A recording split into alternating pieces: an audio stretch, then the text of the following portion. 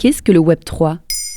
Merci d'avoir posé la question. Le Web 3 ou le Web 3.0 est la nouvelle génération d'Internet dans laquelle nous sommes toutes et tous embarqués, et peut-être même sans le savoir. Un Internet décentralisé, plus transparent et plein de promesses.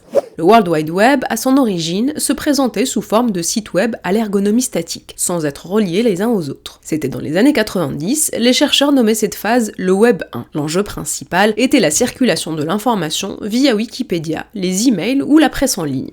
Le Web 2 arrive dans les années 2000, avec des sites plus interactifs, des plateformes où l'utilisateur peut publier et partager des contenus en étant relié à des milliers de personnes. Ces réseaux sociaux permettent de créer des profils personnels, avec la possibilité pour les utilisateurs de monétiser les contenus qu'ils créent.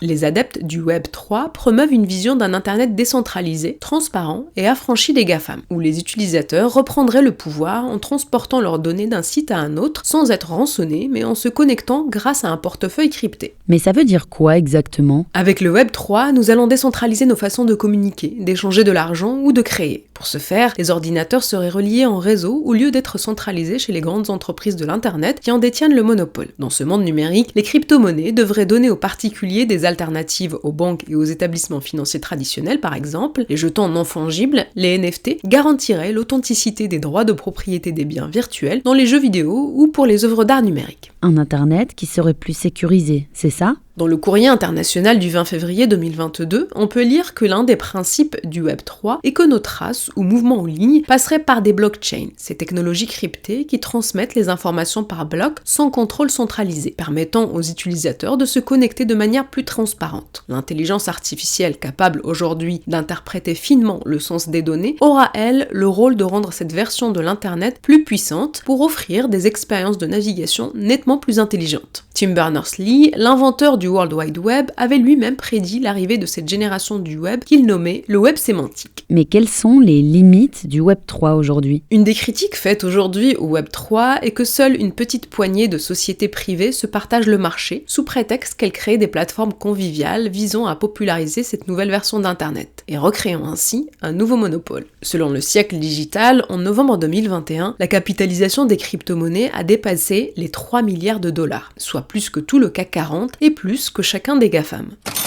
Par ailleurs, la liberté et l'anonymat que propose le Web 3 peuvent également faire l'objet de certaines dérives comme des propos extrémistes, des transactions illégales ou le blanchiment d'argent. Et les cadres fiscaux manquent de clarté aujourd'hui pour légiférer à ce sujet. Enfin, la question écologique est une autre limite du système. Le minage des crypto-monnaies, c'est-à-dire la vérification de la validité des transactions, reste très énergivore.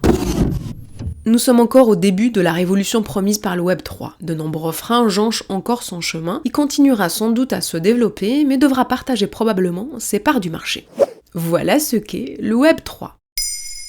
Maintenant, vous savez, un épisode écrit et réalisé par Zineb Souleymani. En moins de 3 minutes, nous répondons à votre question. Que voulez-vous savoir ? Posez vos questions en commentaire sur les plateformes audio et sur le compte Twitter de Maintenant Vous Savez.